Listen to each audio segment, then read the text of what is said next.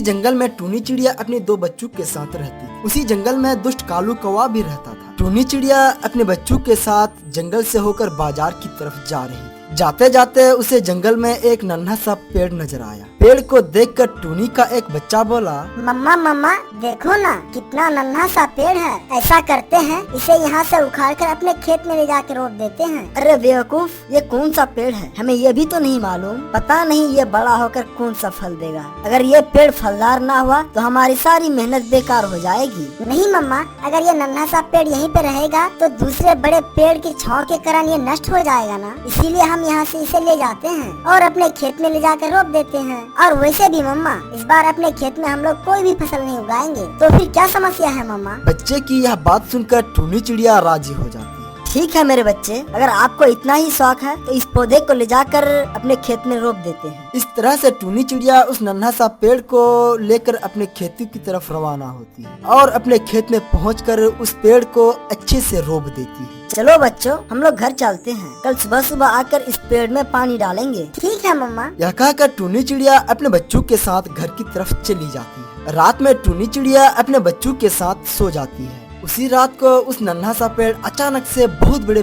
पेड़ में बदल जाती है। अगले दिन सुबह सुबह टूनी चिड़िया अपने बच्चों के साथ जब खेत में आती है तो देखती है कि वो नन्हा सा पेड़ बहुत बड़ा पेड़ में बदल चुका है। अरे ये कैसे संभव है? एक छोटा सा पेड़ एक दिन में इतना बड़ा कैसे हो सकता है? मम्मा मम्मा, हमने पहले भी बहुत सारा पेड़ उगाए हैं, लेकिन ऐसा पेड़ कभी नहीं देखा है कि एक दिन में इतना बड़ा हो जाए। यही तो सोच रहा हूँ बेटा, कहीं ये जादुई पेड़ तो नहीं? क्या बोल रही है मम्मी? ये जादुई पेड़ क्यों होगा? आप कुछ भी बोल देती हैं। मुझे लगता है इस तरह का पेड़ बहुत जल्दी बड़ा हो जाता है। लेकिन एक दिन में इतना बड़ा कैसे हो सकता है? बेटा, मुझे तो कुछ समझ में नहीं आता। मम्मा चिंता मत कीजिए, मैंने कहा ना, इस तरह का पेड़ जल्दी बड़ा हो जाता है। इस तरह से टूनी चिड़िया और उसके बच्चे विचार और विमर्श करके घर की तरफ चले जाते हैं। रात होने पर टूनी चिड़िया अपने बच्चों के साथ सो जाती है। उसी रात को उस पेड़ में अचानक से फल लग जाते हैं। दूसरे दिन टूनी चिड़िया फिर अपने बच्चों के साथ खेत में आती है तो देखती है कि उस पेड़ में अनेक जामुन लगे हुए हैं।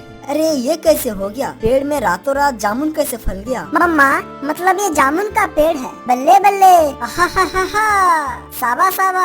लेकिन मुझे कुछ समझ में नहीं आ रहा है, ऐसा कैसे संभव है? एक दिन में बड़ा हुआ तो हुआ, एक ही दिन में फल कैसे लग गया? मम्मा, आप बेकार में चिंता कर रही हो, ये जामुन का पेड़ हमारा ही है ना। फिर टूनी चिड़िया विचार और विमर्श करके अपने घर की तरफ रवाना होती है।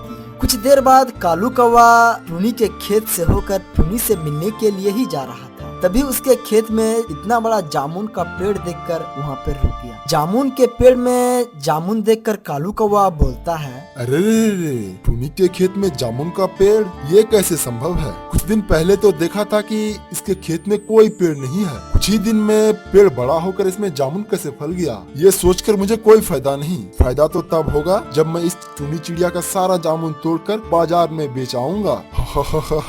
कौवा ऐसा सोचकर अपने घोंसले की तरफ चला जाता है। कुछ ही देर के बाद कालू कौवा अपने घोंसले से बोरी और लाठी लेकर आता है। अभी सही समय है, आसपास कोई नजर नहीं आ रहा है। सारा जामुन तोड़ लेता हूँ और जल्दी से जाकर बाजार में बेचाऊंगा और पैसा ही पैसा होगा।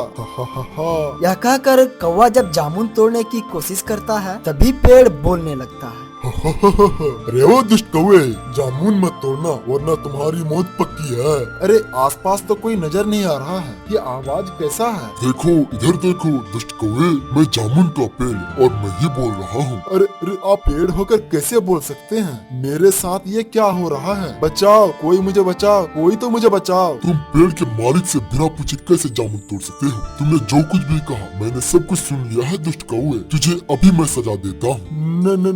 नहीं, मुझे तो कुछ समझ में नहीं आ रहा है। ये सोचकर कालू कौवा वहाँ से भागने की कोशिश करता है। तभी पेड़ जादू की माध्यम से पिंजरे में बंद कर देता। दूसरे दिन टूनी चिड़िया अपने दोनों बच्चों के साथ अपने खेत पर आती है तो देखती है कि जामुन के पेड़ के पास एक पिंजरे में कालू कौवा कैद था। अरे कालू भैया, आप यहाँ पे क्या कर रहे हो और आप इस पिंजरे में कैसे बंद हो गए? टूनी, ओ टूनी, मुझे बचाओ टूनी। इस पेड़ ने मुझे पिंजरे में बंद किया है और ये बोल भी सकता है। अरे कालू भैया, क्या बोल रहे हो? ये पेड़ कैसे बोल सकता है और आपको पिंजरे में कैसे बंद कर सकता है? अरे टूनी, इसने मुझसे बात की है और अपने जादू की मदद से मुझे पिंजरे में बंद कर दी है। मुझे तो कुछ समझ में नहीं आ रहा है। अरे टूनी बहन, मेरा विश्वास करो। तब टूनी पेड़ से बोलती है, पेड़ भैया, अरे ओ पेड़ भैया, क्या आपने सचमुच कालू भैया को इस पिंजरे में बंद किया है क्या? पर टूनी के पूछने पर तो पेड़ चुप ही रहता है। हा हा हा हा।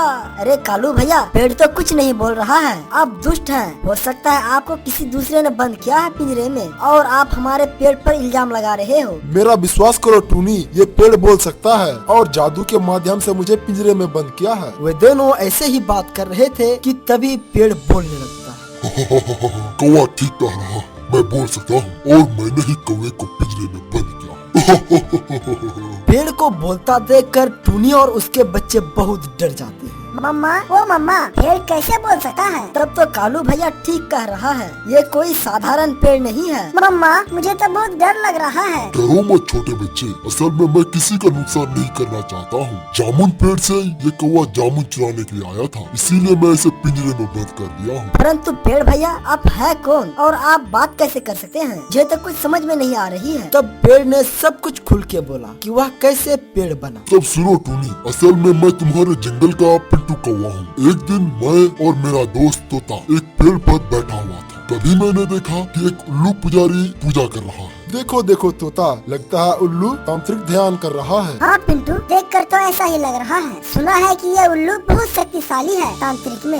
हा, ये सब फालतू की बातें हैं। इन सब पर मैं विश्वास नहीं रखता। इस जंगल में सबसे शक्तिशाली मैं ही हूँ और कोई नहीं है इस जंगल में। मैं अभी जा रहा हूँ इस उल्लू तांत्रिक के पास और देखता हूँ कौन ज्यादा शक्तिशाली है। क्या बात कर रहे हो पिंटू? ऐसा करना ठीक बात नहीं है। अभी वो ध्यान कर रहा है, उसे डिस्टर्ब मत करो। चुप हो जाओ। अगर तुम्हें डर लग रहा है तुम यहाँ से चले जाओ, डरपोक कहीं के। आज मैं देख कर ही रहूंगा तांत्रिक मुझसे कैसे शक्तिशाली है और मैं आज साबित करके रहूंगा कि इस जंगल में सबसे ज्यादा शक्तिशाली पिंटू कौवा ही है। इस तरह से मेरा दोस्त तोता वहाँ से भाग गया और मैं उल्लू तांत्रिक के पास चला गया। तांत्रिक अपने ध्यान में खोया हुआ था। ए उल्लू तांत्रिक, तुम्हारी हिम्मत कैसे हुई हमारे जंगल में बैठकर ध्यान करते हुए? तुम्हारे बारे में बहुत सुना है कि तुम बहुत बड़े शक्तिशाली हो जादूगर के मामले में। दिखाओ तो अपने शक्तिशाली। तुम्हारी इतनी हिम्मत, तुमने मेरा ध्यान भंग किया। तुम मेरा शक्ति देखना चाहते हो ना? तो तुम अभी देखो, मैं तुम्हें श्राप देता हूँ। अभी तुम एक छोटा जामुन का पेड़ बनकर दूसरे जंगल में चले जाओगे। तभी मैं उल्लू के श्राप से एक छोटा नन्हा सा पेड़ जामुन का बन गया